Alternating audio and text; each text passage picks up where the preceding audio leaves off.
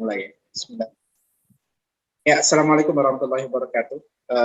Ibu-ibu semua, kita ketemu lagi. Waalaikumsalam warahmatullahi wabarakatuh. Iya.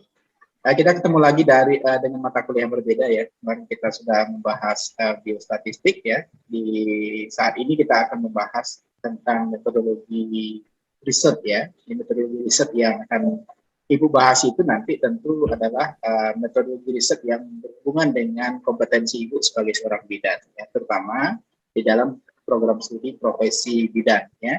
Jadi kita akan lihat ya seperti apa sebenarnya kita melakukan penelitian, baik itu secara umum ya, diawali dengan secara umum, tetapi nanti kita akan lebih spesifikkan ya ke bagian-bagian yang akan Ibu-ibu tinjau nanti ketika Ibu melakukan penelitian.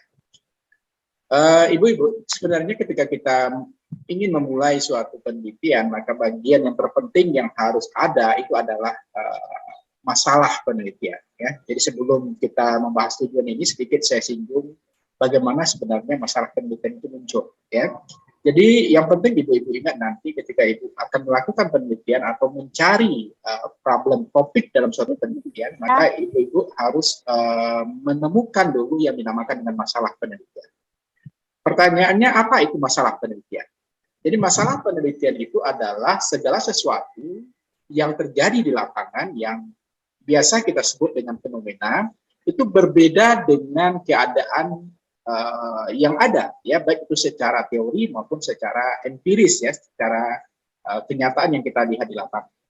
Jadi yang dinamakan masalah itu adalah segala sesuatu yang berbeda, ya, dari kenyataan yang ada, sesuatu yang berbeda dari teori yang ada.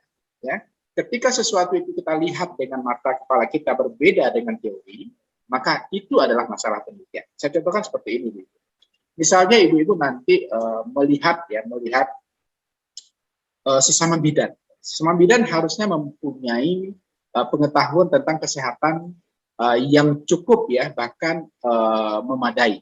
Saya contohkan soal vaksin saja. Mungkin barangkali kita sebagai tenaga kesehatan tentang vaksin saja mempunyai pemahaman yang berbeda, atau mengetahui segala sesuatu tentang vaksin itu, sehingga kita sendiri kadang-kadang sebagai seorang tenaga kesehatan tidak mau divaksin, ya. Nah, itu adalah teorinya apa? Harusnya ketika kita mempunyai ilmu yang cukup tentang vaksin itu, maka seharusnya kita mau divaksin. Ketika kita mempunyai pengetahuan yang cukup, kemudian kita mau divaksin, itu artinya tidak ada masalah di sana. Tetapi ketika misalnya kita sebagai seorang tenaga kesehatan tahu tentang vaksin itu, bagaimana baik dan buruknya, tetapi kita tidak mau divaksin, maka itulah yang dinamakan dengan masalah. Ya, maka masalah ini biasanya kita namakan dengan segala sesuatu yang contrary to the fact. Ya. Contrary to the fact itu adalah artinya segala sesuatu yang berbeda dari kenyataan yang ada, yang kita lihat di lapangan. Nah, itu yang cikal bakal ketika kita mau melakukan penelitian. Selanjutnya setelah masalah itu muncul, baru kita merunut ya bagaimana metode penelitian itu. Maka metode penelitian itu secara garis besarnya itu terdiri dari 4 ide. Ya. Yang pertama itu adalah tujuan eksplorasi namanya. Ya. Yang kedua itu adalah tujuan deskriptif namanya. Yang ketiga adalah analitik, dan yang paling tinggi tujuan itu adalah eksperimental. Ya. Jadi kalau kita mau membandingkan ya bagian-bagian dari suatu riset ya yang memiliki tujuan yang beragam, maka eksperimental itu adalah tujuan paling tinggi ya. Tujuan paling baik ya kalau seandainya kita mau melakukan penelitian dengan topik atau tema atau substansinya adalah eksperimental. Yang kedua itu adalah analitik, yang ketiga itu adalah deskriptif, dan yang terakhir itu adalah eksplorasi. Sebenarnya mau baik itu eksplorasi maupun deskriptif ya bisa saja nanti dikombinasikan ya, sehingga nanti kita mendapatkan hasil-hasil dari data yang kita ingin capai, yang kita dapatkan di lapangan itu mempunyai kuota data yang cukup ya. Jadi bisa kita combine nanti antara eksplorasi dan deskriptif. Kemudian ibu-ibu, ketika kita melakukan penelitian, tentu kita melihat pendekatan apa yang kita gunakan. Maka pendekatan yang kita gunakan di penelitian kesehatan setidak-tidaknya menggunakan 2 hal pendekatan. Yang pertama adalah pendekatan cross-section namanya. Jadi kalau seandainya ibu-ibu nanti membuat di proposalnya, ya di dalam metode ini, ya di dalam metode penelitian dikatakan bahwasanya ibu datang nanti ke ke tempat penelitian itu hanya satu kali, maka itu dinamakan dengan pendekatan cross section, ya, atau pendekatan cross seksional, ya, terserahlah namanya nanti. Atau di dalam bahasa Indonesia dinamakan dengan pendekatan potong lintang. Artinya kita sebagai peneliti hanya datang ke responden satu kali saja, ya, semua data kita ambil pada saat itu saja, ya, kita tidak datang lagi kembali ke responden, ya, karena memang pendekatan yang kita gunakan itu adalah pendekatan cross seksional, ya. Jadi tolong dipahami, Ibu. Kemudian ada lagi pendekatan kedua, ini pendekatan yang lebih kompleks, ya. Pendekatan itu adalah longitudinal. Ini biasanya kita lakukan untuk penelitian-penelitian yang kita lakukan dalam kurun waktu yang panjang. Nah, berapa kurun waktunya itu nanti kita akan lihat, ya. Itu ya pendekatan yang kita gunakan ketika kita melakukan penelitian di kesehatan. Yang pertama adalah cross sectional atau cross section, yang kedua adalah longitudinal, ya. Nah, tolong dipahami, Ibu. Ini akan masuk nanti ke dalam proposal Ibu-ibu nanti, ya. Ketika Ibu melakukan pembikinan proposal, maka salah satu bagian itu kita menggunakan pendekatan. Pendekatan yang biasa kita gunakan itu adalah pendekatan cross sectional. Jangan lupakan ini, ya. Selanjutnya, Ibu-ibu, kita melihat keterlibatan peneliti. Ini ada yang bocor ini, saya ada yang suaranya ini ya, suaranya terdengar. Jangan lupa mute ya, biar nanti teman-temannya juga mendengarkan dengan baik ya apa yang saya sampaikan. Oke, ya saya lanjutkan dulu dengan keterlibatan peneliti. Ya, keterlibatan kita ya sebagai orang yang akan melakukan penelitian itu bisa dikategorikan menjadi dua hal. Ya, yang pertama keterlibatan kita sebagai observational. Observational itu artinya adalah kita sebagai peneliti tidak hanya mengambil data, tetapi langsung mengamati. Ya, kita mengamati responden ya. Mulai dari awal kita datang ke sana, kita bertemu dengan responden, kita amati mulai dari awal riset sampai dengan akhir riset. Itu dinamakan dengan keterlibatan kita sebagai observational. Yang kedua, keterlibatan kita sebagai peneliti itu adalah sebagai interventional. Ya, interventional ini biasanya dilakukan untuk penelitian-penelitian yang bersifat eksperimental. Ya, artinya kita sebagai peneliti memberikan intervensi perlakuan kepada responden nanti. Ya, bagaimana perlakuan tergantung dengan topik riset yang kita angkat. Ya, kalau seandainya Ibu ingin melihat ya peningkatan efektivitas pengetahuan Ibu misalnya, maka tentu intervensi yang Ibu lakukan nanti adalah Ibu memberikan penyuluhan. Ya, kalau seandainya Ibu nanti ingin membuat ya jamuan apa ya, jamuan jahe ya atau minuman-minuman lainnya kepada responden, maka intervensi yang dilakukan adalah Ibu memberikan minuman atau memberikan makanan dan seterusnya kepada responden. Hal itu dinamakan keterlibatan kita sebagai peneliti adalah sebagai intervensional, ya. Jadi keterlibatannya sebagai intervensional. Selanjutnya, ya, selain keterlibatan kita sebagai peneliti, tentu kita juga melihat lokasi penelitian yang bisa kita lihat ya ketika kita melakukan penelitian. Lokasi penelitian itu setidak-tidaknya ada dua hal penting ya, Bapak Ibu. Yang pertama, lokasi penelitian itu kita lihat ya, kita lakukan di klinik namanya ya. Misalnya Ibu melakukan penelitian di rumah sakit ya, itu dinamakan dengan klinik.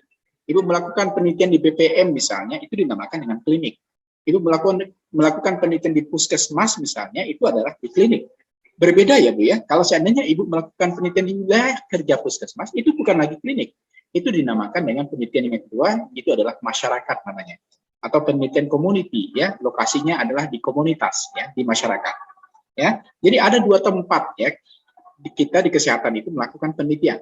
Yang pertama di klinik, misalnya di rumah sakit ya, di puskesmas, di BPM ya, di klinik bersalin ya, itu dinamakan dengan lokasi penelitian kita itu di klinik.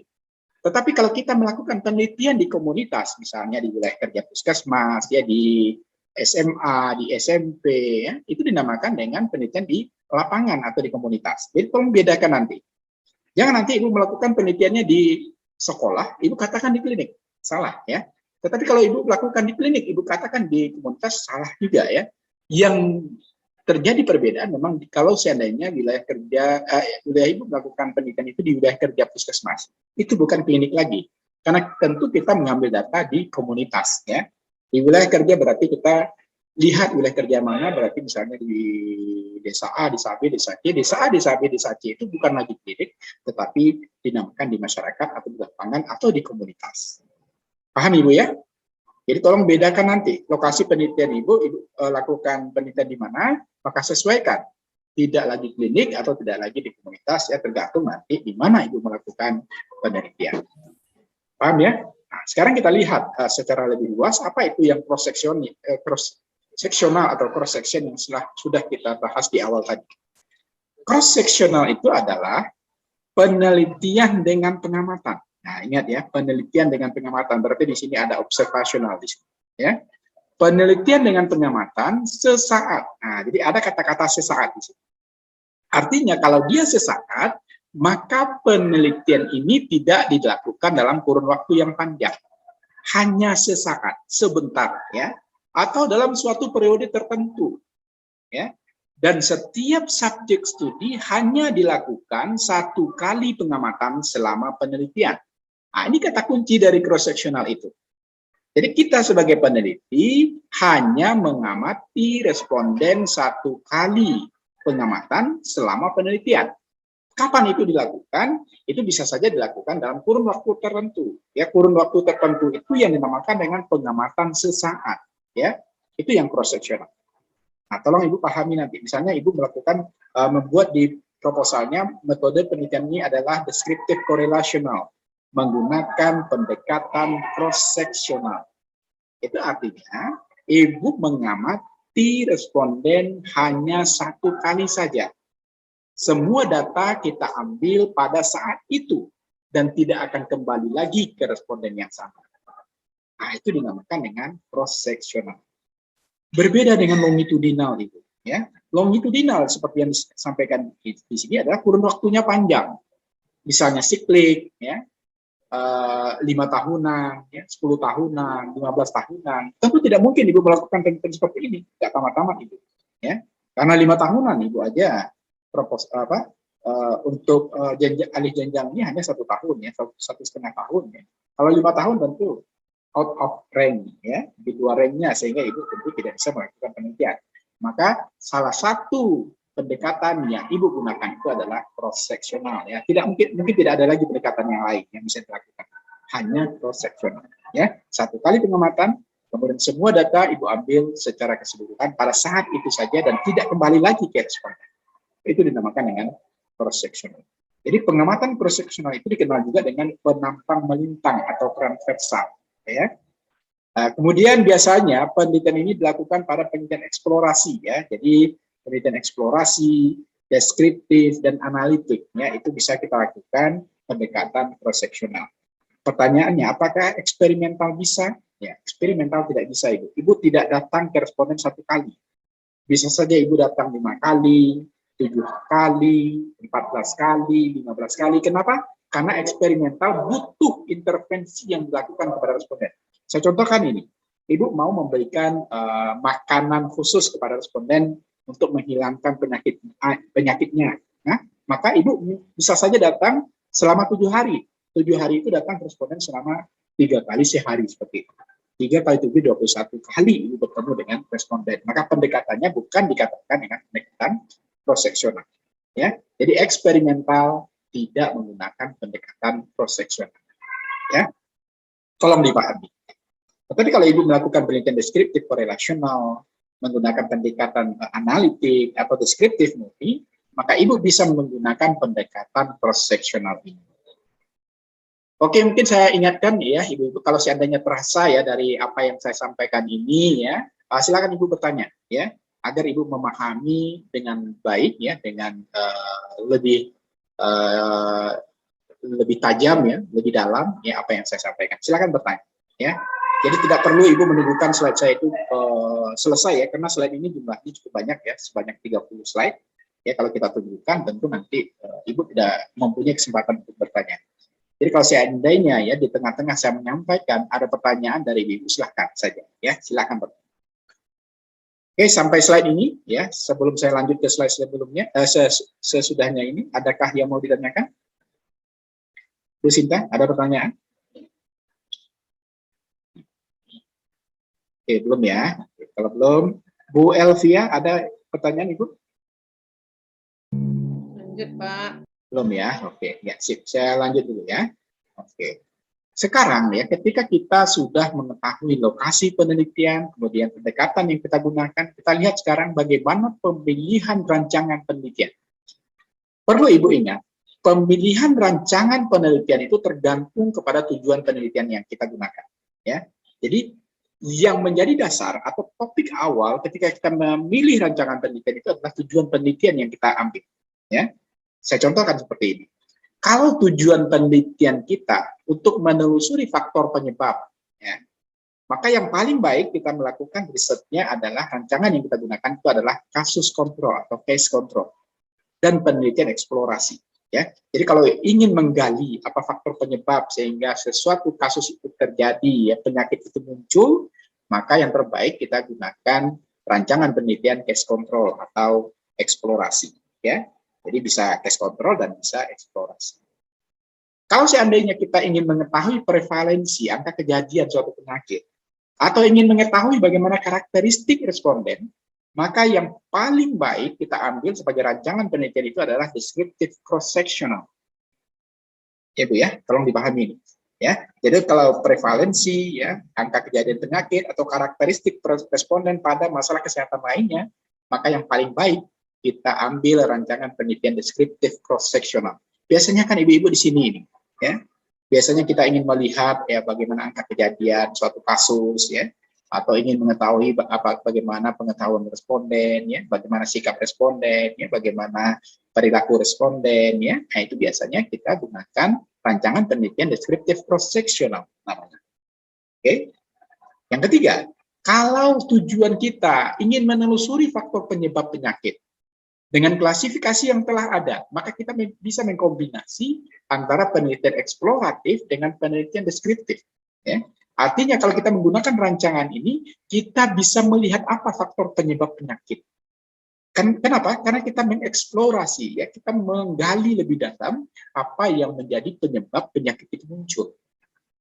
Maka yang tepat, ya, yang paling baik kita lakukan itu adalah menggunakan rancangan penelitian eksploratif yang kita kombinasikan dengan penelitian deskriptif.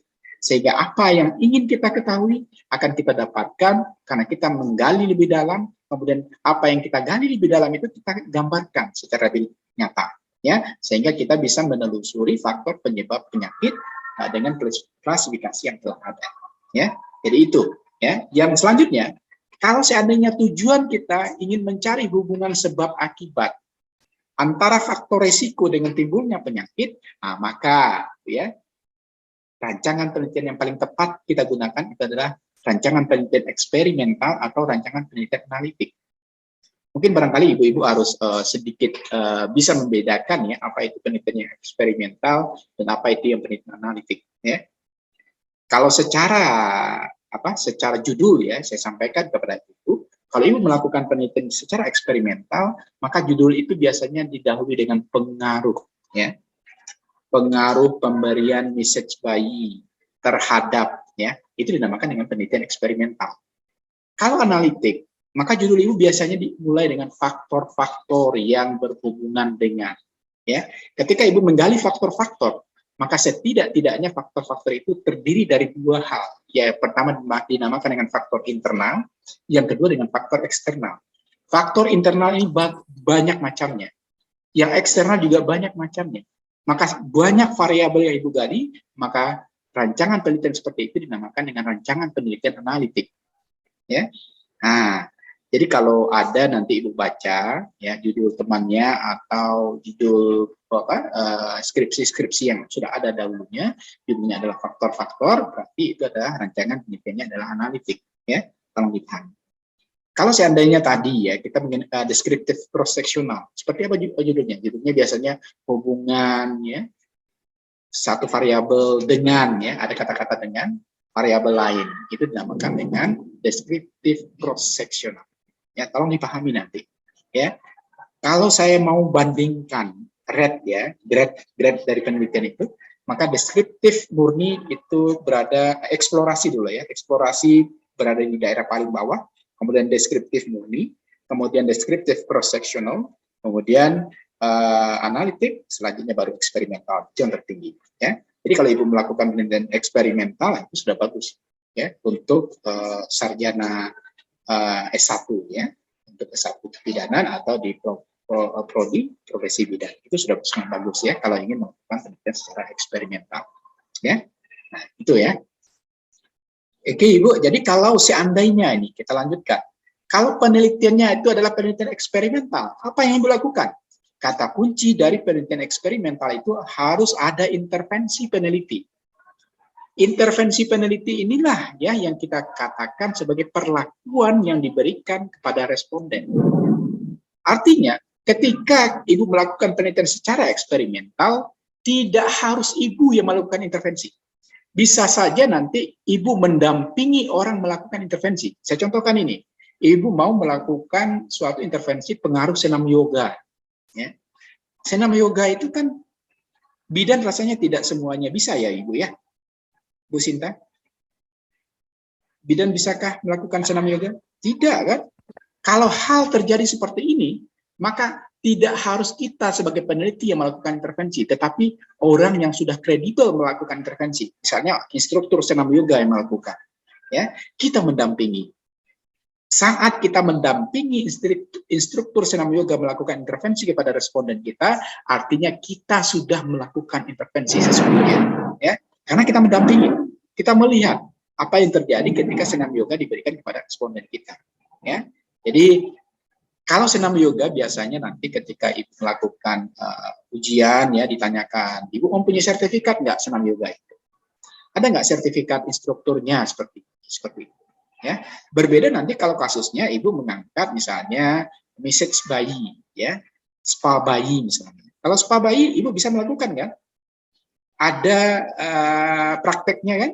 Sehingga kita Ibu sebagai bidan bisa melakukan senam bayi langsung kepada responden. Artinya tidak perlu instruktur di sini, maka Ibu tidak perlu tidak membutuhkan sertifikat instruktur sebagai spa bayi, ya, karena itu sudah kualifikasi Ibu melakukan senam bayi agar misalnya apa ya terjadi pada bayi, ya, tolong dipahami nanti. Jadi ada bagian yang harus dimintakan nanti sertifikatnya, tetapi ada juga yang tidak, ya. Maka ketika kita melakukan intervensi kepada peneliti, kalau seandainya, ini seandainya, Ibu melakukan intervensi misalnya memberikan suatu menu minuman, makanan, ya, maka sebaiknya Ibu harus melakukan uji klinis terlebih dahulu. Ya. Uji klinis ini seperti apa? Kita melakukan tahapan-tahapan, ya, tidak langsung ke responden. Ya. Misalnya Ibu mau menyampaikan ini, kalau Ibu berikan ini kepada responden, responden akan sehat. Maka harus ada uji klinis dulu. Tidak boleh langsung diberikan kepada responden. Harus diberikan dulu misalnya kepada hewan-hewan percobaan seperti kelinci percobaan, mencit, ya, atau hewan-hewan lain ya yang dilakukan untuk melakukan uji klinis. Nah, itu dinamakan dengan uji klinis. Sekarang pertanyaannya, misalnya ini ya, misalnya Ibu mendapatkan suatu obat ya, bisa membantu infertilitasnya untuk pasutri ya, pasangan suami istri. Maka kalau Ibu dapatkan suatu obat itu tidak boleh langsung diberikan kepada responden. Ya. Harus dilakukan uji coba terlebih dahulu. Uji coba itu diberikan kepada hewan-hewan percobaan. Inilah yang dinamakan dengan uji klinis itu. Ya, harus lolos dulu uji klinis baru dilakukan dengan uji kepada responden, kepada manusia. Ya, seperti itu. Oke. Ya. Jadi tolong dipahami ya Bu ya. Jadi di dalam experimental research itu biasanya juga ada uji klinis. Ya. Selain uji klinis juga harus ada ethical clearance ya. Ethical clearance itu adalah kode etik penelitian yang harus kita tempuh dengan meminta surat pengesahan dari Komite Etik Penelitian. Nah, kalau bagian ini Ibu aman ini, karena di Institut Kesehatan Prima Nusantara kita sudah memiliki Komite Etik Penelitian. Kebetulan salah satu anggotanya itu adalah saya, ya. Nah, ketuanya adalah rektor, ya. Jadi Ibu bisa meminta nanti ke lembaga penelitian dan pengabdian masyarakat ethical clearance kalau seandainya Ibu mau melakukan penelitian secara eksperimental, ya. Nah, itu bisa. Tetapi kalau uji klinis tentu ibu harus lakukan di tempat-tempat yang mempunyai alatnya, ya misalnya ada hewan menjit, ya kelinci percobaan dan lain sebagainya. Ya, itu syarat kalau kita mau melakukan penelitian secara eksperimental. Ya, tolong diingat nanti ibu. Ya, selanjutnya, kalau ibu mau melakukan penelitian secara analitik, ya, analitik, maka kata kuncinya di sini peneliti secara pasif observasi pada perubahan yang terjadi untuk mengetahui sebab akibat. Nah, jadi kalau ibu mau melakukan penelitian analitik, tidak cukup hanya kuesioner penelitian saja. Ibu nanti secara pasif juga mengobservasi, baik itu diketahui responden maupun tidak diketahui responden. Gunanya apa? Agar semua kajian yang akan ibu angkat itu ibu dapat pahami dengan baik, data yang ibu kumpulkan dapat terkumpul dengan cukup, ya, dengan memadai, sehingga kita bisa menganalisis hasil data yang kita temukan di lapangan, tidak hanya kuesioner saja, tetapi observasinya kita bisa lihat. Saya contohkan seperti ini, Bapak Ibu. Ibu mau melakukan penelitian secara analitik, kemudian mau menggunakan instrumennya wawancara. Dengan wawancara saja, apalagi kalau deep interview, ya, deep interview itu adalah wawancara mendalam. Ibu bisa mengetahui apakah responden itu jujur menjawab pertanyaan ibu atau tidak. Dengan melihat apa? Dengan melihat matanya, mimik bibirnya, wajahnya, ya. Kan kelihatan ibu ya, kalau orang bohong itu kelihatan. Ya, apalagi kalau seandainya ibu melakukan wawancara langsung ke rumah, ya, survei misalnya, ya, survei ke rumahnya, ibu ada program ini mau melakukan BLT, ya, bantuan langsung tunai misalnya, memberikan bantuan kepada responden. Ibu lakukan deep interview, wawancara mendalam. Ibu tanyakan berapa pendapatan ibu 1 bulan misalnya, atau berapa pendapatan kepala keluarga 1 bulan. Dia jawab misalnya 300.000 sebulan. Tetapi di rumahnya komplit, ya. Perabot rumah tangganya lux, ya, TV-nya LED 36 inci, ya, atau LED 56 inci seperti itu. Ibu percaya nggak pendapatan 1 bulannya 300.000? Tentu tidak, ya. Nah, itu yang dinamakan dengan observasi pasif yang kita lakukan kepada responden.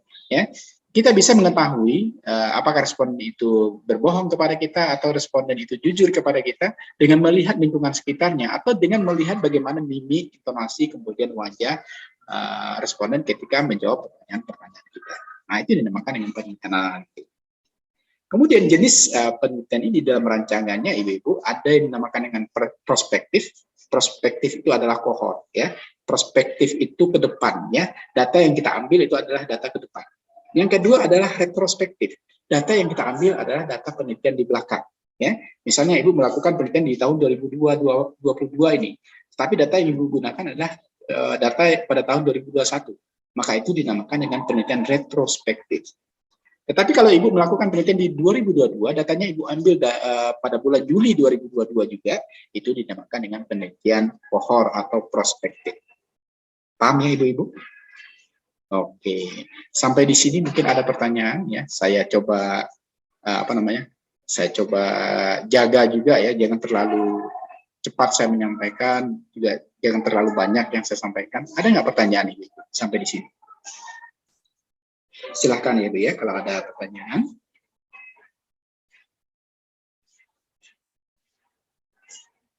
Ada Ibu?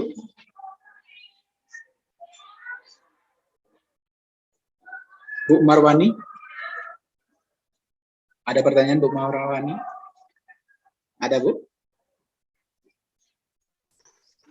Belum, Pak. Masih ngambang. Aduh, ya Allah. Masih ngambang juga, ya. Jadi yang saya sampaikan seperti itu sudah, sudah saya cobakan real, ya, seperti itu. Masih ngambang juga, ya. Saya coba lagi, ya, bagaimana cara menyampaikannya aja agar tidak ngambang. Mungkin sama jalan nanti, Pak. Iya, Pak, karena judulnya belum ACC juga, Pak, sampai sekarang. Ibu jangan itu, jangan berfokus kepada judul ibu yang belum di ACC, ya. Tetapi ibu pahami ini sehingga nanti kalau sudah ACC ibu harusnya begini, harusnya ini, ya, step selanjutnya seperti ini, step selanjutnya seperti ini, seperti itu, ya. Jadi ibu harus pahami bagian-bagian, ya, ketika nanti, ya, setelah itu ACC judul, ya. Jadi mau ACC judul, mau tidak ACC judul sebenarnya itu nggak jadi masalah sebenarnya, ya. Asalkan ibu nanti sudah memahami bagaimana cara melakukan riset itu dengan baik, ya. Oke lah ya, kalau memang belum ada pertanyaan. Tapi ini ada di chat. Oh, oke, hadir. Kalau hadir itu aman Ibu. Saya hadirkan saja semua. Yang penting itu ilmunya sampai ke Ibu ya. Saya itu lebih ke konsep share of knowledge ya. Karena ini Ibu-ibu nanti tidak akan tamat kalau ini tidak selesai ya. Ibu tidak akan tidak akan escape ya, sarjana kebidanan kalau belum selesai sidang proposal dan sidang hasil ya. Jadi ini bagian penting. Jadi tolong Ibu pahami dengan baik ya, agar ini bisa Ibu lakukan juga dengan baik. Bagaimana caranya? Itu banyak caranya Ibu ya. Bisa Ibu dengarkan apa yang saya paparkan ini, bisa juga nanti Ibu bertanya ke senior, Ibu juga bisa mencari di literatur yang ada di internet ya. Nah, itu bisa ya, banyak cara ya agar Ibu bisa sukses ya melaksanakan baik itu proposal maupun sidang hasil. Oke, saya lanjutkan dulu ya, kalau memang belum ada yang ditanyakan. Oke, kita coba lihat secara lebih dalam ya. Kita mulai dari riset paling dangkal ya. Kalau kalau ini didengar oleh orang sosial marah dari Ibu ya, karena eksplorasi ini kebanyakan orang sosial yang mengerjakan ya. Tetapi memang di riset kesehatan ini adalah riset bagian bawah ya. Dikenal dengan penelitian eksplorasi ya. Penelitian eksplorasi ini adalah rancangannya itu untuk menemukan faktor-faktor yang diperkirakan sebagai penyebab ya. Nah, untuk menemukan faktor-faktor penyebab ya, di dalam istilah kita di kesehatan ini adalah etiologi ya, tanda dan penyebab. Tanda dan penyebab ini di dalam melakukan penelitian kita bisa mencari dengan mengetahui pendapat atau penerimaan masyarakat terhadap program pelayanan. Ya, kalau seandainya Ibu ingin mengetes ini, ya, apakah program pelayanan yang Ibu lakukan itu berjalan dengan baik, maka Ibu bisa melakukan penelitian secara eksplorasi namanya. Ya, maka ketika kita mau melakukan penelitian eksplorasi ini, di dalam perencanaan itu harus ada kasus baru. Itu kalau di epidemiologisnya. Tetapi kalau di masalah kesehatan lainnya, ada masalah-masalah yang muncul. Ya. Nah, ada masalah-masalah yang muncul. Apapun masalahnya yang berkaitan dengan kesehatan, itu bisa kita eksplorasikan. Ya. Itu bisa kita lakukan penelitian dengan secara eksplorasi.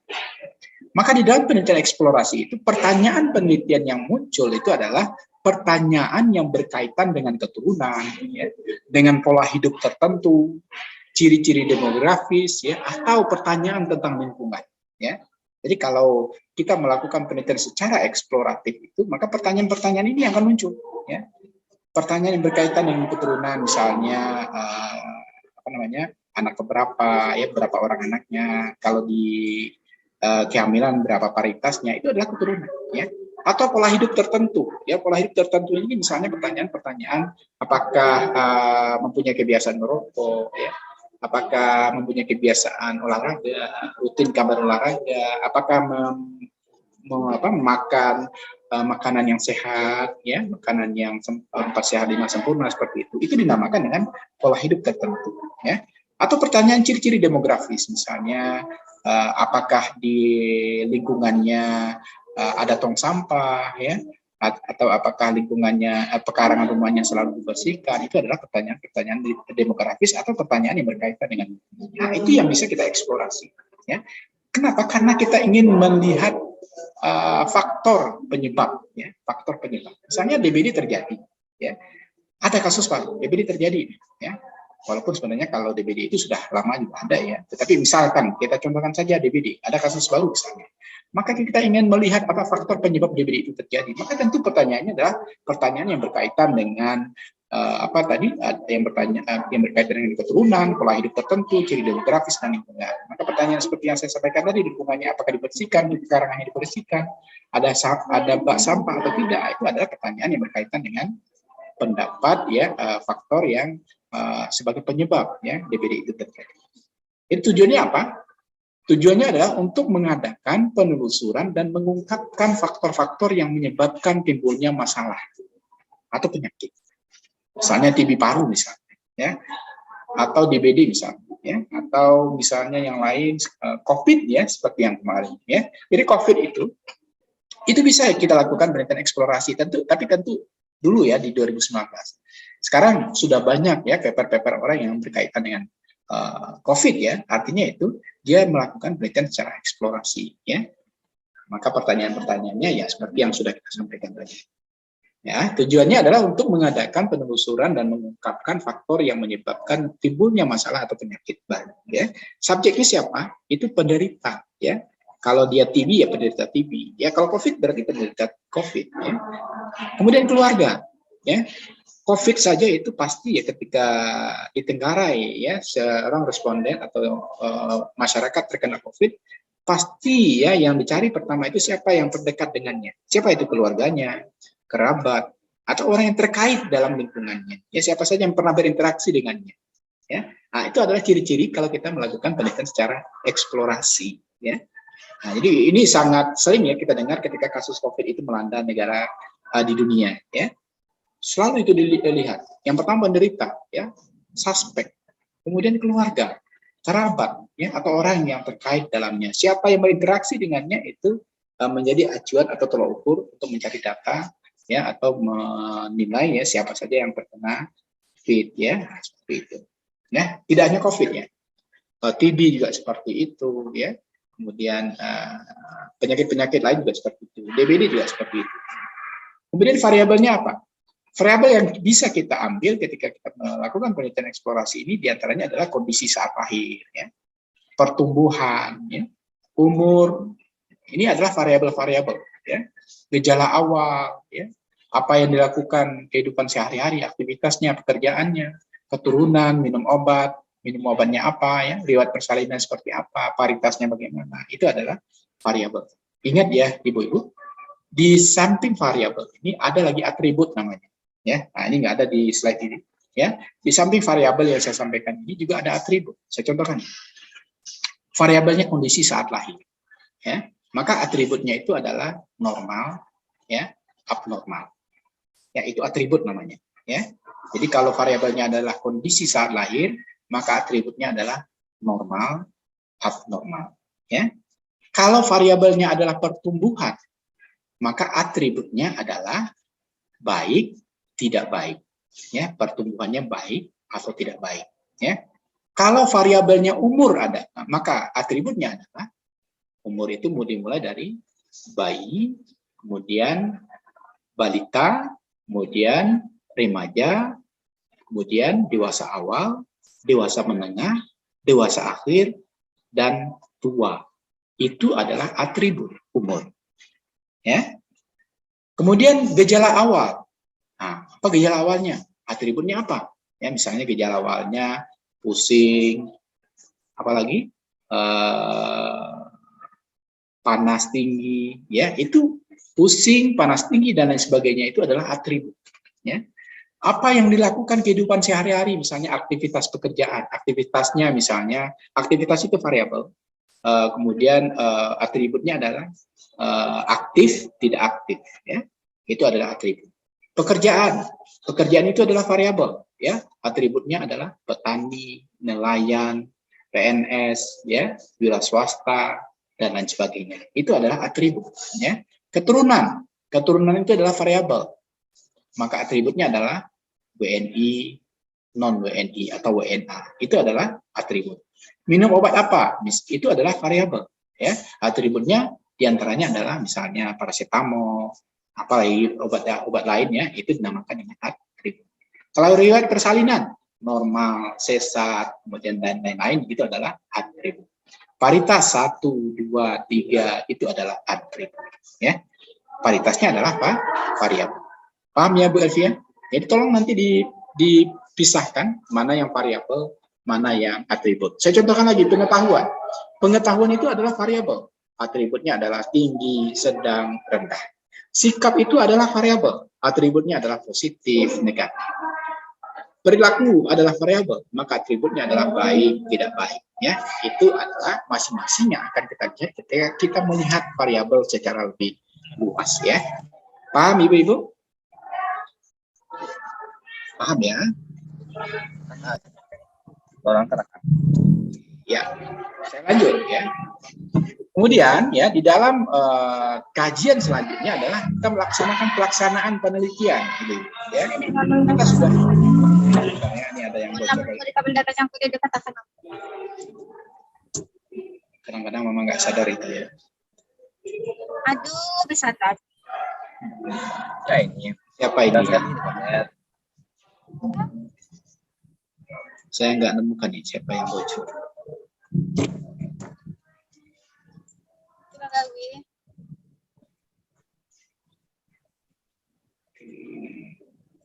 Kita bunyinya. Saya dengar siapa yang lagi bersuara? Saya nggak melihat.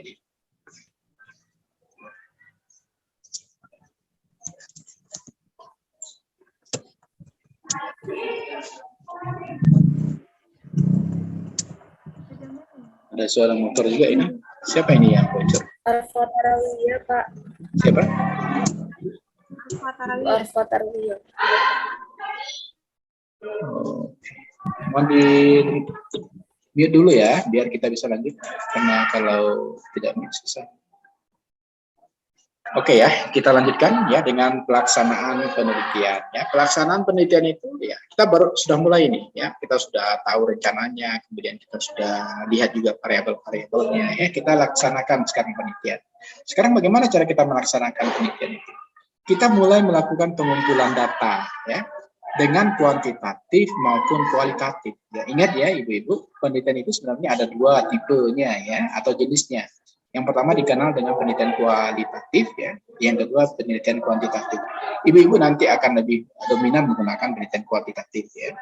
Biasanya yang menggunakan penelitian kualitatif ini adalah penelitian-penelitian yang sosial atau penelitian-penelitian yang memang memerlukan ya analisa yang tajam ya. Itu baru kita menggunakan penelitian kualitatif ya. Tetapi umumnya ibu nanti akan melakukan penelitian secara kuantitatif. Artinya penelitian ibu itu nanti akan berdasarkan pada data ya, pada angka ya, seperti itu. Maka ketika ibu melakukan penelitian secara kuantitatif ya, saya garis bawahi kuantitatif, maka ibu nanti bisa menggunakan teknik-teknik dalam pengumpulan data. Di antaranya melakukan teknik wawancara mendalam ya, atau deep interview namanya. Ya, ini nanti ketika ujian ini selalu disebut-sebut ini ibu-ibu ya.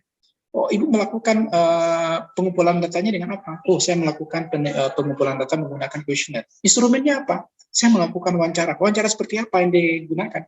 Saya melakukan wawancara secara mendalam. Pakai istilah deep interview. Paham ya? Nah, itu nanti jawaban ibu itu nanti ya. Saya sampaikan sekarang untuk ibu ingat-ingat nanti. Ibu akan rasakan nanti ketika ibu ujian. Ya. Ini kadang-kadang kan gini ya. Pas kuliah itu disampaikan itu ingat. Pas ujian lupa semua itu ya. itu yang banyak ya, banyak yang terjadi gitu ya. Nanti ketika ditanyakan padahal harus disampaikan, itu lupa itu ya. Jadi ini ya, di bagian ini selalu ini. Ibu ini saya contohkan ini ya, banyak sekali ya penguji menanyakan, Ibu melakukan pengumpulan datanya dengan apa? Kuesioner, Pak. Kuesioner, Bu. Pakai metode apa? Oh, saya melakukan wawancara. Wawancara seperti apa yang dilakukan? Wawancara yang mendalam atau dikenal dengan deep interview. Nah, seperti itu. Kalau ibu bisa menjawab ya apa yang ditanyakan oleh penguji kemudian dijawab dengan gamblang ya, kemudian dengan yakin pasti ya, dengan ibu melakukan itu parah itu ya. Menakut aku ibu tutup rumah tuh kan atau bela agak apus ya, agak kayak tersiksa gitu ya. Nah, itu udah payah, udah parah itu ya. Udah lama selesainya proposalnya itu ya. Akan semakin banyak pertanyaan. Jadi sedapat mungkin ya jawaban demi jawaban itu ibu bisa jawab ya dengan meyakinkan ya. Jadi salah satu kunci ibu ya ketika ibu nanti presentasi sidang itu ibu harus pede. Ya. Saya selalu itu ke mahasiswa bimbingan saya sebelum dilakukan sidang proposal atau sidang hasil itu saya kalau seandainya kan pada saat-saat sekarang itu banyak yang Zoom itu. Saya biasanya sediakan waktu untuk Zoom berdua saja. Jadi dalam Zoom berdua itu saya tanyai mulai dari A sampai Z. Gitu. Nanti hasilnya bagaimana Ibu ketika dia ujian, dia bisa menjawab dengan PD ya. Itu yang saya mau juga seperti itu Ibu nanti ya. Jadi Ibu bisa menjawab dengan PD ya.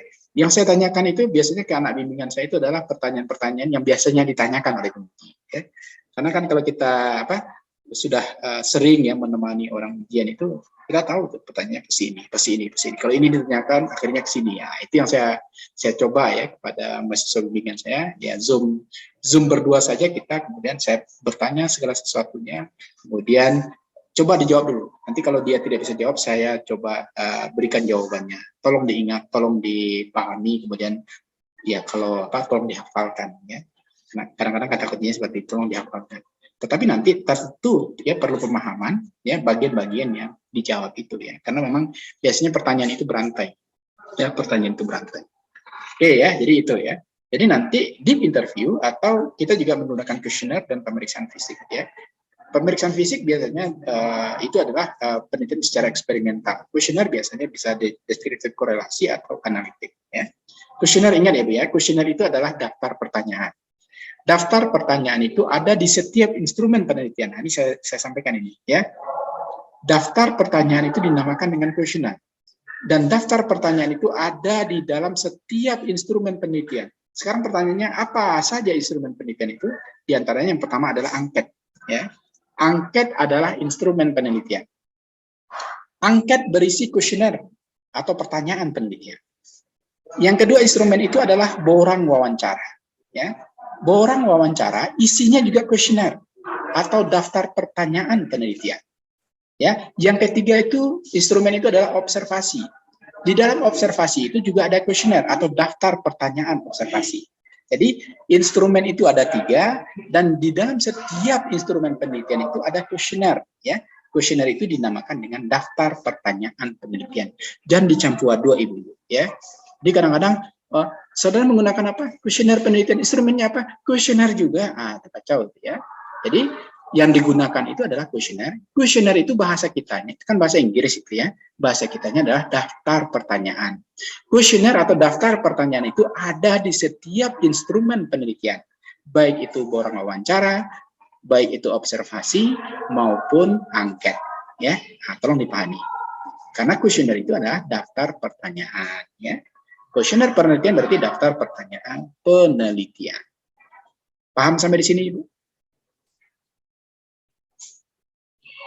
Saya memang agak cemas juga saya ini. Kayak Bu Sinta udah tertidur-tidur, apa mengerti atau ngantuk atau apa nggak ngerti saya ini ya. Bu Detri paham Bu Detri apa yang saya sampaikan? Saya udah komat kamit, udah panjang. Allah Pak. Oh, insya Allah, alhamdulillah ya. Bu Marwani ya bertanya lah saya lagi ya. Nah, saya takut ini ya. Saya sudah panjang lebar ya. Mengerti? Allah paham Pak.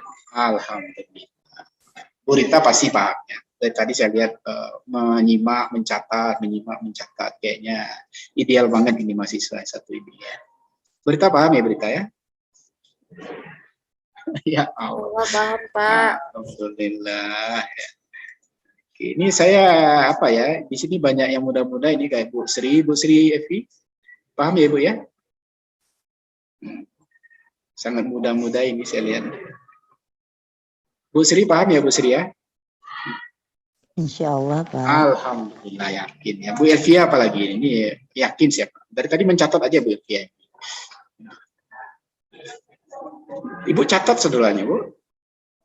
Ya Allah, camih lah mau maja Bu Elvia. Aku dicatat Ibu ke saudara. Mungkin nggak mengerti Pak, catat Pak. Lai paham dah Bu nah. Pas kamu sampein kali paham dah Bu.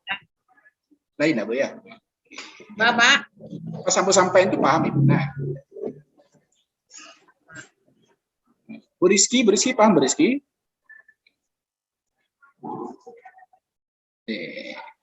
Paham Bu Rizky? Pak, tanya Pak. Tidak mau mendengarkan siapa yang bertanya. Coba bertanya Ibu Rizky. Ayo. Apa bedanya penelitian eksploratif sama analitik Pak? Oke. Apa bedanya Pak? Penelitian eksplorasi itu ya atau eksploratif itu pada kuncinya dia hanya melihat ada atau tidak kasus baru ya kemudian apa penyebabnya. Kalau analitik itu sudah menggunakan banyak variabel ya. Maka analisis kalau seandainya kita melakukan eksplorasi nanti data-data itu akan kita lihat distribusi frekuensi saja biasanya Tetapi kalau di analitik ya, kita sudah melihat hubungan banyak variabel. Maka judulnya biasanya faktor-faktor itu ya kalau di analitik ya. Misalnya lima variabel bebas dihubungkan dengan satu variabel terikat ya, atau 10 variabel bebas dihubungkan dengan satu variabel terikat. Artinya akan ada 10 hubungan nanti ya yang dikaji per masing-masingnya. Maka kita bisa menganalisisnya dengan multivariat ya, atau kita juga bisa melakukan analisis regresi namanya. Ya, seberapa besar hubungan masing-masingnya ya. Tetapi kalau dieksplorasi hasilnya itu hanya dalam bentuk distribusi frekuensi. Saya contohkan ini. Saya ingin mengeksplorasi bagaimana penyakit kanker di Indonesia misalnya. Saya dapatkan lah, ya ada karsinoma mami, ada kanker serviks, ya, kemudian ada kanker otak, kemudian ada kanker paru dan sebagainya. Kemudian saya dapatkan proporsinya atau saya dapatkan distribusi frekuensinya.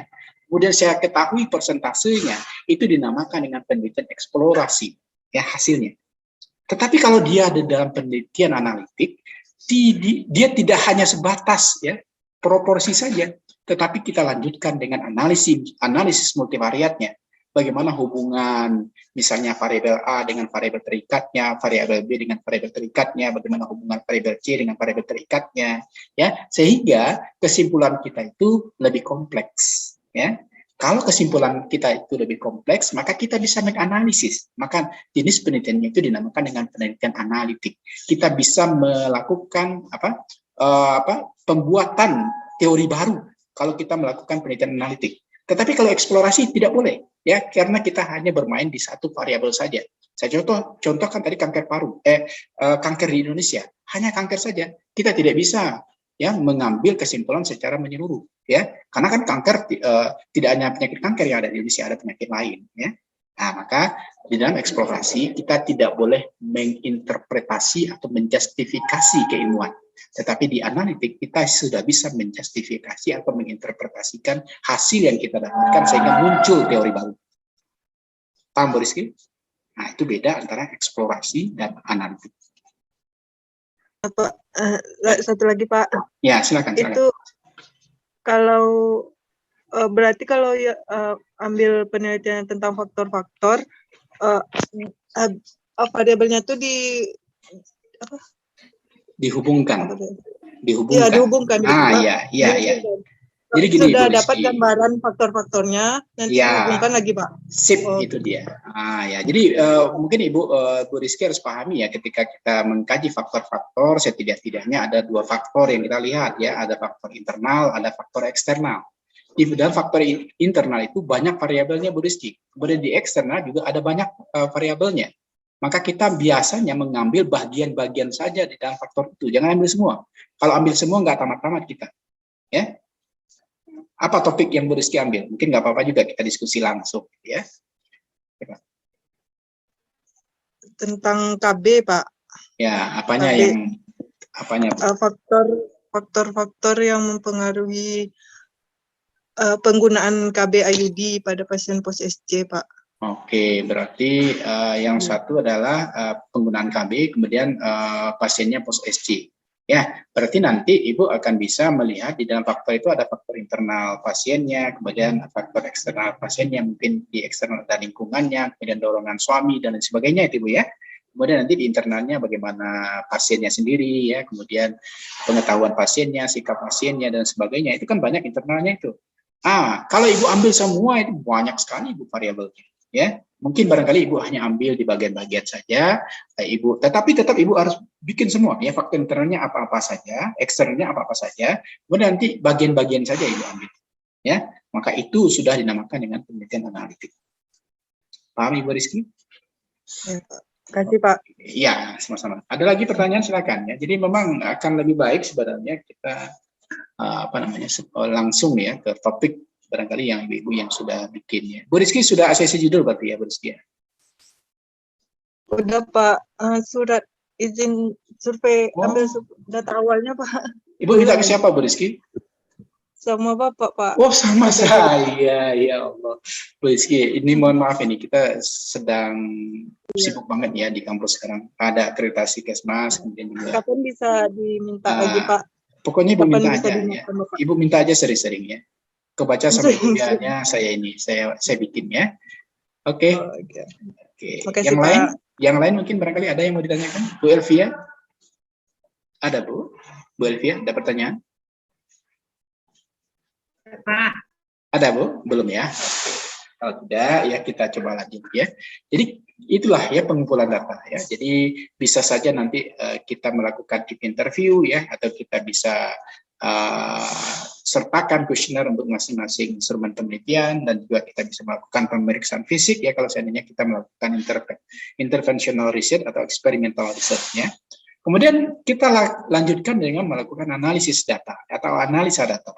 Analisa data itu secara kuantitatif dan kualitatif yang mengarah pada faktor terjadinya masalah dan ditarik kesimpulan untuk dibuat laporan.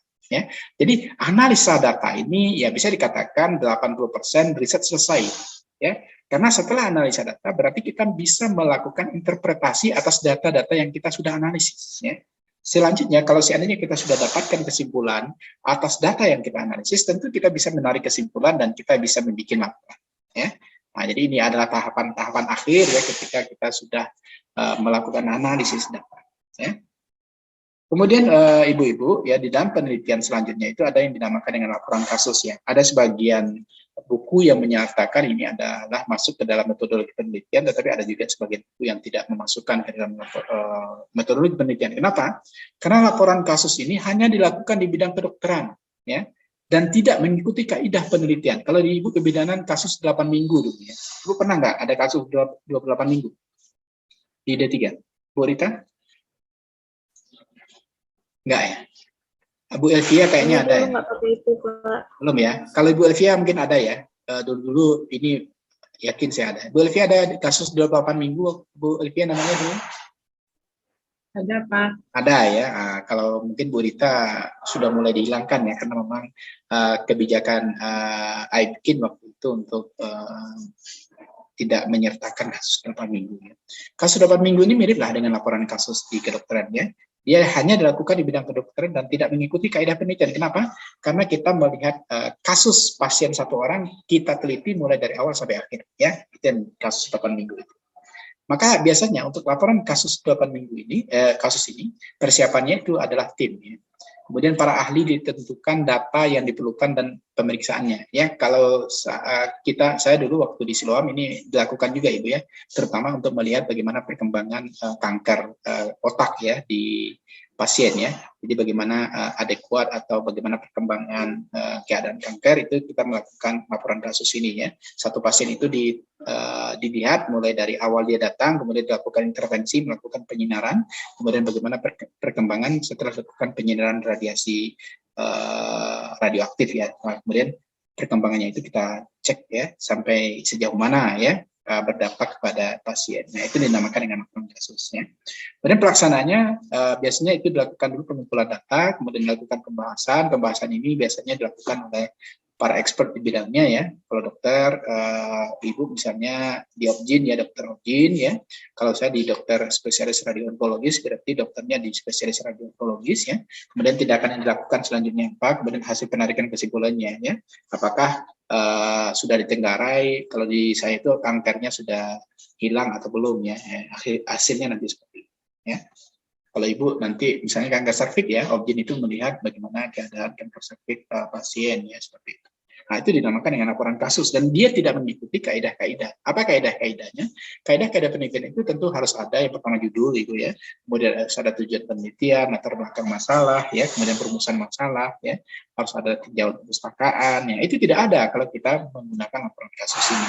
Maka sebagian buku tidak mengatakan laporan kasus ini adalah bagian dari metode penelitian. Tetapi ya tetap kita sampaikan kepada ibu-ibu bahwa ini juga bagian dari kajian ilmiah ya yang menentukan ya bagaimana keadaan responden kita.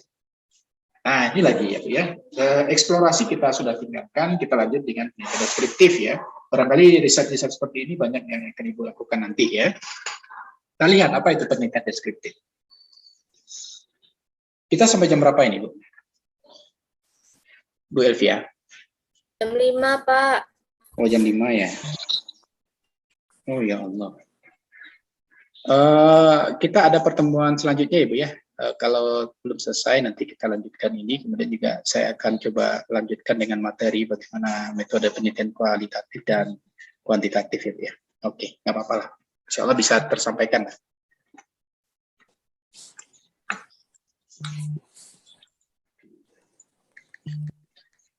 Di dalam penelitian deskriptif ya kita lihat dulu rancangan penelitiannya bagaimana ya. Rancangan penelitian untuk penelitian deskriptif itu kita menggambarkan ya, kemudian membuat penginderaan secara sistematis ya. Kita menggambarkan kemudian membuat penginderaan secara sistematis, secara faktual dan akurat mengenai fakta dan sifat-sifat populasi atau daerah-daerah tertentu. Jadi bagaimana kita menggambarkan? Tentu kita menggambarkan dengan melihat bagaimana proporsi atau distribusi frekuensi atau distribusi persentase responden ya.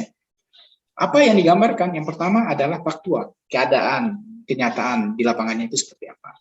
Kemudian faktanya itu harus akurat ya. Kemudian sifat-sifat populasi itu harus kita gambarkan ya di dalam penelitian deskriptif. Dan perlu ibu-ibu ingat, penelitian deskriptif ini adalah awal dari penelitian eksperimental atau awal dari penelitian analitik ya. Jadi dia pendahuluan dari penelitian eksperimental maupun pendahuluan dari penelitian analitik. Kemudian penelitian deskriptif ini dilakukan karena timbulnya pertanyaan berkaitan dengan masalah epidemiologis ya. Jadi riset, kalau kita ingin mengkaji penelitian deskriptif ini, yang harus ada sebelumnya itu adalah masalah epidemiologis. Apa itu masalah epidemiologis? Yang pertama masalah epidemiologis itu adalah besarnya masalah. Ya. Jadi kita angkat penyakit, kalau seandainya penyakit itu sudah terjadi dengan proporsi yang besar. Ya, besarnya masalah itu seperti apa? Kemudian luasnya masalah itu bagaimana? Ya. Kalau seandainya yang terdampak penyakit itu besar kayak COVID kemarin, maka penelitian deskriptif bisa dilakukan selain penelitian eksplorasi tadi. Ya. Kemudian pentingnya masalah. Ya. Pentingnya masalah itu biasanya meliputi siapa, who, bila mana, yang when, di mana, where, berapa banyak, atau bagaimana sebarannya dan bagaimana ciri-ciri orang yang menderita. Ya, itu dinamakan dengan pentingnya masalah ya. Jadi siapa yang kena ya? Kalau orang yang kena berarti masalahnya besar ya. Kalau misalnya bayi yang kena berarti masalahnya besar ya. Kalau yang terdampak terhadap penyakit itu adalah seluruh masyarakat yang berada di suatu populasi tertentu, maka itu sudah dikatakan masalahnya besar. Nah, maka bisa kita lakukan penelitian secara deskriptif ya. Kemudian ya, penelitian deskriptif itu berdasarkan variabel 3. Saya selalu sekurang-kurangnya 3. Yang pertama ada person, orang, ya. Yang kedua ada place, tempat. Yang ketiga ada time, waktu. Kemudian variabel-variabel yang lain yang bisa muncul di dalam orang ada umur, ya. Di dalam orang ada jenis kelamin. Di dalam orang ada suku bangsa, ya. Di dalam orang ada pendidikannya, ya, ada perkawinannya, ya, seperti itu. Kemudian di tempat, itu misalnya kita melakukan penelitian di kota, kita melakukan penelitian di desa, kita melakukan penelitian pada orang-orang transmigrasi, ya, kita melakukan penelitian di daerah pegunungan, ya, kita melakukan penelitian di perbatasan dan lain-lain, ya, itu dinamakan dengan tempat. Kemudian ada lagi waktu, ya, waktu time tadi adalah ada yang sekuler 10 tahunan. Kalau ini tentu Ibu tidak bisa melakukan penelitian 10 tahunan ya, kapan tamatnya, ya. Atau 2 sampai dengan 3 tahunan ya, atau variabel musiman. Nah, biasanya kita di dalam kita melakukan variabel musiman karena Ibu melakukan penelitian hanya dalam kurun waktu 2 mingguan, 1 bulanan, 3 bulanan ya, itu variabelnya musiman namanya ya. Maka kita bisa melakukan penelitian deskriptif ya menggunakan waktu musiman ya, seperti itu. Sekarang apa gunanya penelitian deskriptif ini ya? Guna dari penelitian deskriptif ini adalah gunanya menyusun perencanaan pelayanan kesehatan masyarakat. Ya.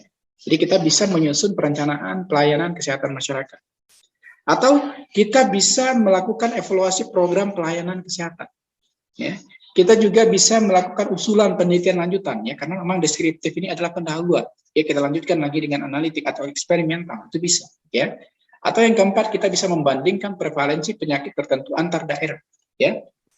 Di awal deskriptif kita lakukan misalnya di desa A, kemudian kita lakukan pula di desa B. Maka nanti kita bandingkan komparasi ya antara desa A dengan desa B. Maka di deskriptif kita bisa membandingkan prevalensi. Keuntungannya, deskriptif ini relatif murah. Tidak butuh kelompok kontrol karena tidak ada intervensi.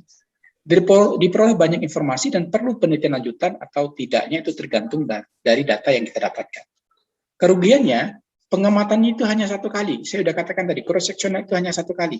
Sehingga perubahan tidak diketahui dengan berjalannya waktu. Kemudian tidak dapat juga menentukan sebab akibat apa yang menyebabkan terjadinya masalah tersebut. Ya. Karena kita hanya satu kali koresponden, cross-sectional tadi.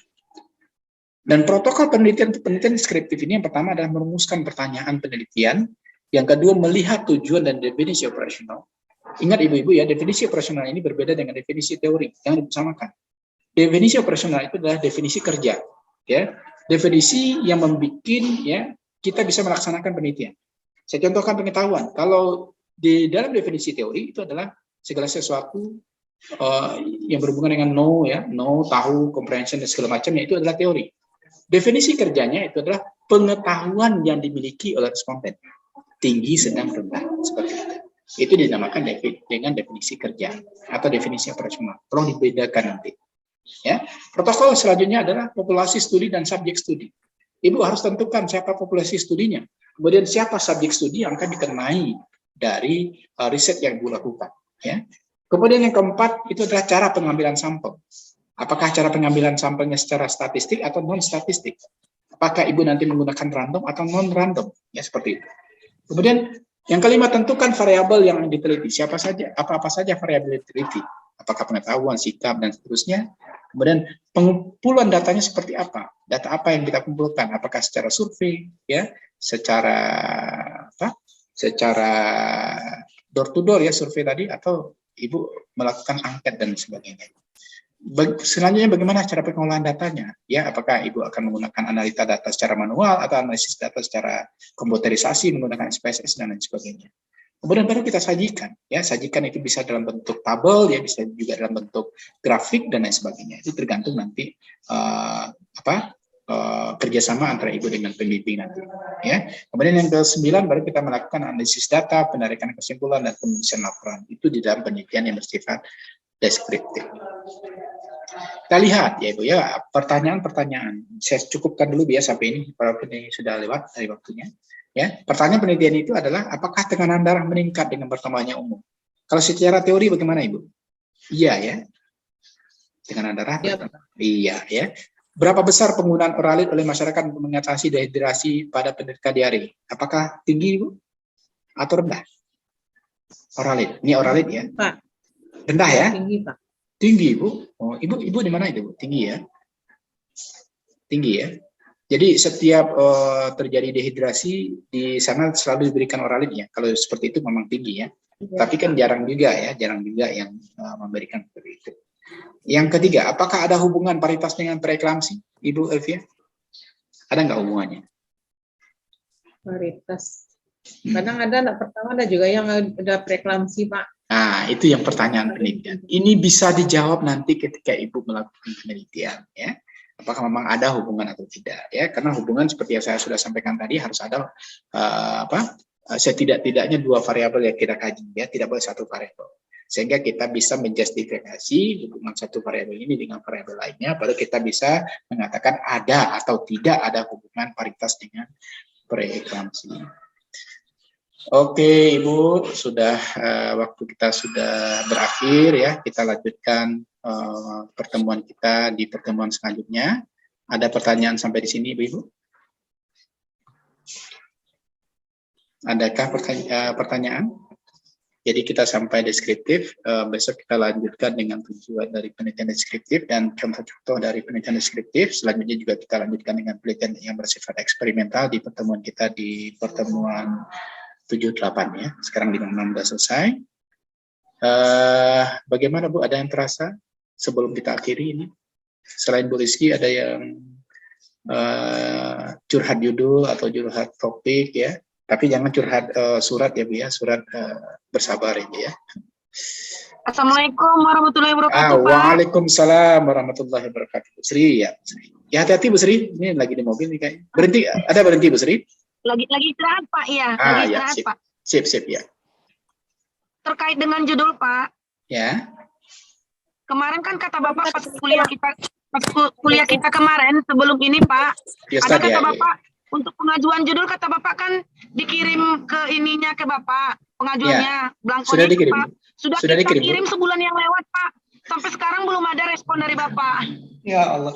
Itu Ibu WA atau apa, Bu? WA enggak? WA Pak. Enggak, format WA atau format, saya kalau format tulisan sulit, format WA yang itu, Bu, yang diketik. Ada? Iya, format yang diketik Pak ya. Coba nama Ibu siapa? Karena Pak Coba saya cek. Nama Ibu siapa? Sri Hidayati Pak. Sri Hidayati Pak. Coba Ibu DM saya bisa, Bu? WA Pak gitu aja. Saya mau lihat yang mana. Oke. Nah, Oke Pak. ini kadang-kadang Karena WA saya kebetulan ini, saya sudah konsul ke sekolah Pak. udah Karena ya. kata Bapak pakai surat itu nanti saya terlunta-lunta gitu loh Pak. Janganlah terlunta-lunta. Karena saya udah mau ke bab 1 Ya, Bapak. ya, ya. Boleh. Coba Ibu Sri apa sekarang? Coba Ibu Sri Ya oke, makasih Pak. Pak gitu ya. Oke. Ya, ada yang lain? Ya, oke Pak. Padahal saya tadi sudah nyatakan ya kalau surat jangan dulu. Ini surat juga ya. Oke, nggak apa-apa. Ada yang lain? Karena memang WA ini memang banyak ya setiap hari ini. Pasti selalu ada yang baru kan, selalu dikebawahin yang lama. Oke, ada lagi yang lain? Tapi jangan surat lah ya. Kalau surat nggak bertambah ilmu kita ini. Ibu Sri. Oke, ya. Udah Pak. Bu Sri Moms SNJ ini ya? Iya Bu ya. Iya Pak. Ibu, Iya, nama Pak. Ibu kadang-kadang kan berbeda pula kan, Ibu Sri Hidayati, ini Sri Mom SNJ gitu ya Bu ya. Ya Allah. Siap Ibu, siap. Oke, ada lagi yang lain? Surat juga boleh, silakan DM saya biar saya selesaikan suratnya hari. Ya, ada lagi? Oke, kalau tidak ya kita cukupkan pertemuan kita sampai di sini. Saya sudah ambil absennya tadi ya. Assalamualaikum warahmatullahi wabarakatuh. Waalaikumsalam. Waalaikumsalam warahmatullahi wabarakatuh. Terima kasih, Pak. Terima kasih Pak. Sama Ibu.